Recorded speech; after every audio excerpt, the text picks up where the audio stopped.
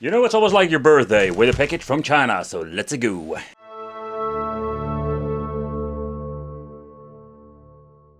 I wanted to kick it off with the fake Xbox clones that we have bought throughout the year from AliExpress, and yep, there are many of them. The Xbox One was particularly cloned the most, but they also released a mini Xbox. It was kind of cool to be honest, but some of them were very horrible. You shouldn't pick them up.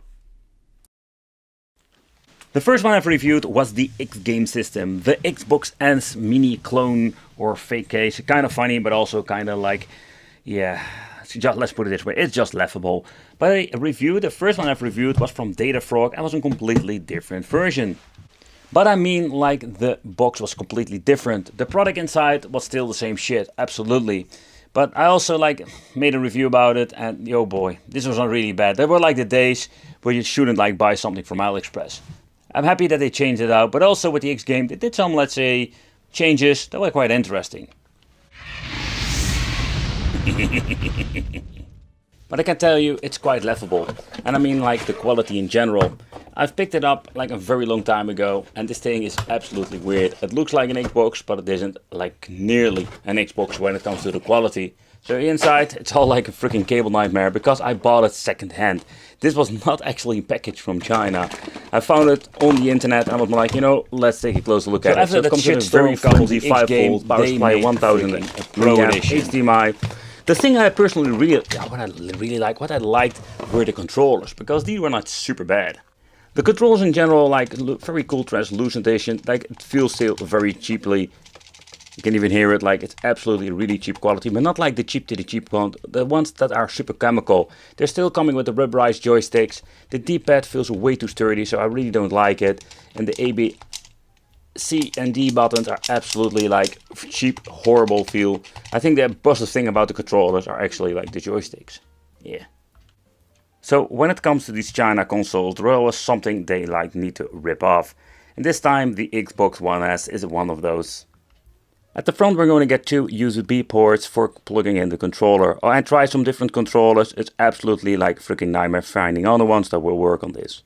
So at the front we do get the on-off switch. You would say hey, what's so special about the on-off switch? I can tell you with those say game boxes nowadays, it's more like a gamble. Because they're making no on and off switches on some game systems nowadays. Yeah, you would say it would be a normal thing, but that isn't. But when you're looking at the back, what I found quite interesting with this system, that we do have the option for HDMI and also AV out. An input over here, 5 volts for the power supply with a barrel jack, and we had the option to even add some games. First test I wanted to do is basically some beefcake and dinos. So just to see how MAME is running on this, but I can tell you it is not running very well. It does have a lot of screen tearing, and the audio, oh boy, listen to it yourself because it's not great.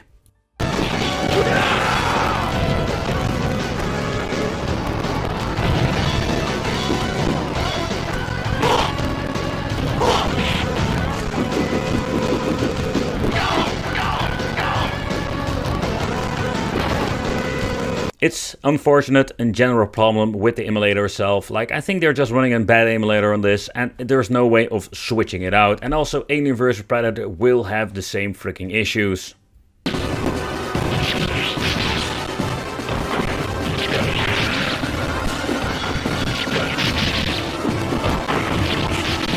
Loading up with some game mode fonts. This is basically what happens. My game froze, and when I'm trying to boot up the system, it's absolutely dead. Yeah, so this is the quality what it is with the X game system. Shit show of products. It was absolutely garbage in many different ways. Not 100%, more 80%. They made a pro version, and I can tell you they messed it up again. And that was more the moment I was thinking why do I make these videos? Oh yeah, to warn people. But also when you're looking at the X Game Pro, 800 to 1, the other was with 800 different, I think the other was come with 600. Yeah, there it was 600. Yeah, the game speed FPS 1-on-1 output, you know, stuff like that makes you wonder, what were they thinking? Well, let's take a close look at it. But what are we going to get in the inside? So let's open it up. Alright, so we already did an unboxing of the X game system, and the Pro is basically the newer model. So they are saying Pro, they love to make those names Pro. Another thing you can already see, normally we do have maybe a fan in here, but you can really get a sneak peek, there's nothing in the inside. This thing was almost nothing. So what is also a weird thing, sometimes we do get okay controllers, but most of the time do get crappy ones. For example, these Frankenstein PlayStation 2 knockoff ones. Like the D-pad is awful, like 4 separate buttons, but also it's absolutely garbage. The ABXY are okay, but they feel very stiff when you're pressing them in. And we do get like rubberized joysticks, but they are absolutely like the cheap quality. The unfortunate thing is with these freaking controllers, we do have USB, but it is not always told that you can use, let's say, a random Xbox controller for this. In the inside we do get an HDMI cable, a very cheap power supply. Here, look at this. It's already cracked, so that's how thin the plastic is. And of course we cannot even call this thing in like a freaking like a toilet paper manual, because that's it.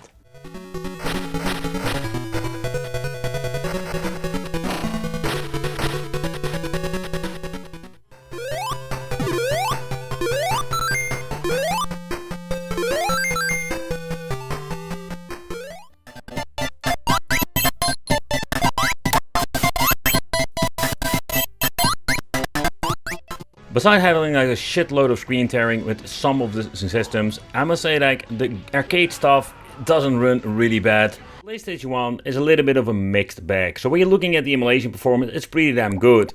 When you go into the SD card, we can even like add new games, and there we're going to get the big issue. I did manage to get some games or some .img files to work. So out of nothing, one of my favorite games, a game can finally be booted up. So that is something, a very unique situation, because I had a lot of issues with a lot of these games.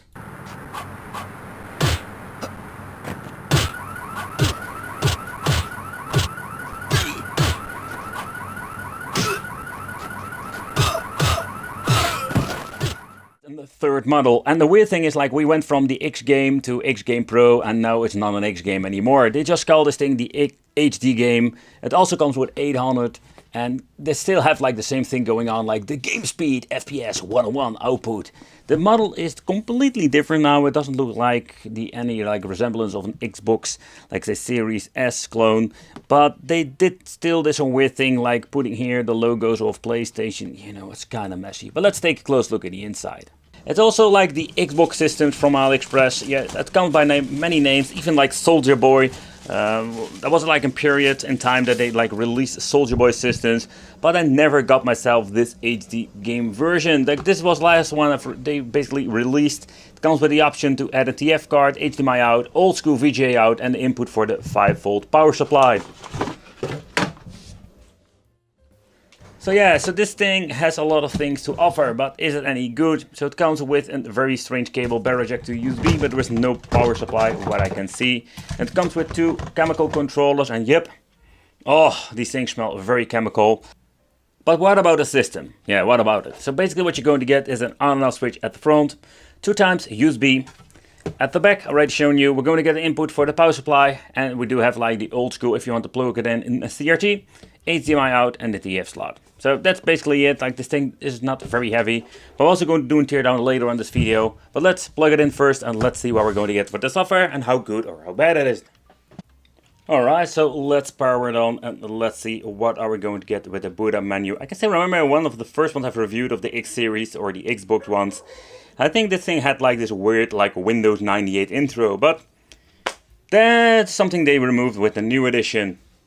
Okay, so what can we do with it? So basically what we can do is playing some arcade games. We have the option for 8-bit, 16-bit, and we also have the option to play some portable devices. So when it comes to the functionality, I think it's quite interesting, so we can do a lot of things with it. But the first one I have reviewed back in the day that had like the support for PlayStation was pretty damn rubbish. So I'm hoping that we can play some PlayStation 1 and if it's going to be working very well. So another thing I've noticed, like the menu seems to be working very nice and very fast. Another option I wanted to try out is the SD card function. So I just slapped in a random one I have laying around and just wanted to see if we can boot up some games. Because it had some issues back in the day, especially with PlayStation 1. But okay, so that's something we're also going to do. So the first thing that we're going to try out is some Capcom or Neo Geo. Let's see what happens if we're going to boot it up. You can see we do have a list. It basically shows the files internally with a tiny picture. Okay, so next up let's try some Famicom games.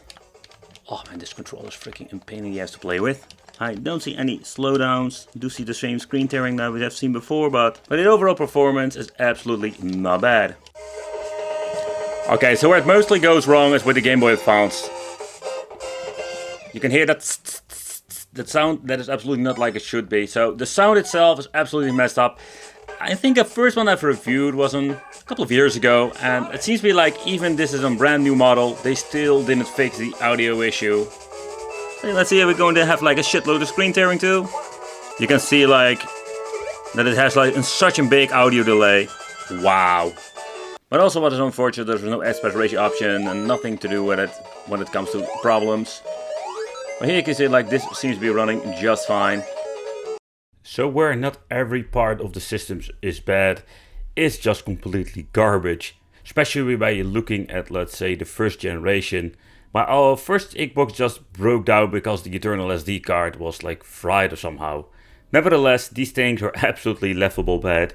But let's move on to some other things, because they made so many of those, let's say, Xbox, PlayStation and whatever clones. The model number is the D20 already mentioned before. Power input 5 volts 2 amp, and they're not going to give you a power supply most of the time. The power output is 6 watt 4 ohm, so this thing seems to be having a built-in speaker. And of course, Ultra HD output. So they claim want to say that it is an audio game console, not your typical game console. What are we going to get when it comes to the emulation? It's the same stuff that we have seen many times before. PlayStation 1, Arcade, Super Famicom, Famicom, Mega Drive, Game Boy Advance, the Game Boy Classic, Color and Atari. I must give them some extra kudos when it comes to the quality of the box itself. It looks kinda nice and it does feel like a very cool unboxing experience. They did nail absolutely the presentation and how everything has been packed up. Absolutely nailed it when it comes to the device itself. So the device looks great. This is a very cool, fun novelty just to have in your collection, to just display it at all. Even if this thing has horrible emulation. Here having an extra button, the mode and the game, and a volume control that even has a micro switch beneath it. Then having over here the LED. At the bottom we're going to get a very thick, very nice quality rubber, so give it a very nice grip. We do have like a very good weight to it, and I think that is the reason, because there isn't speaker at the bottom. Over here we're having line in, type C for the input for the power supply. There needs to be an option, or there is somewhere in the SD card, but there is not an SD card in here, so we can add that. HDMI and 2 USB ports at the back. Connected, if you can even find the freaking thing. Bluetooth have been connected. So let's check out if you have the option to add the Bluetooth connection. It keeps searching, but so far I have been messing with it. I couldn't find anything. Let's try again, search it, but it keeps searching and it seems to be nothing is working. But after a couple of attempts, I managed to get the freaking D20 to set up. Let's see if it's going to be connecting. There we go. Yep. Oh yeah. And now we can listen to some music through the Xbox Mini.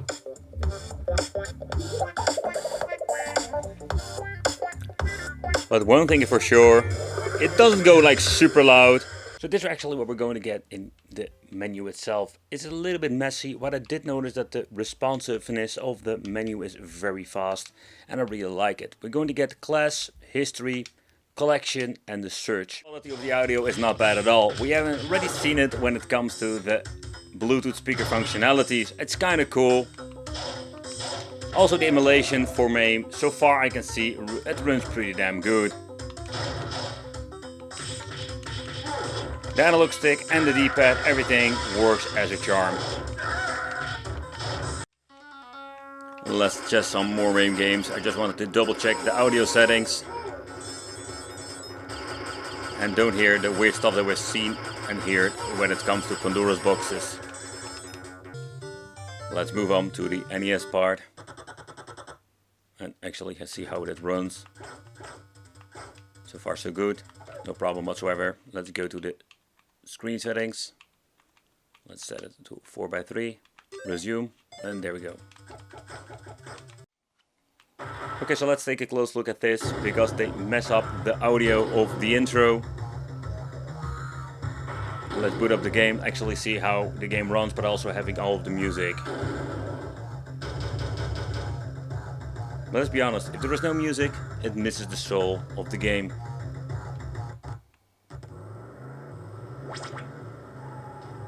Nope, there is no audio, or at least music at the background.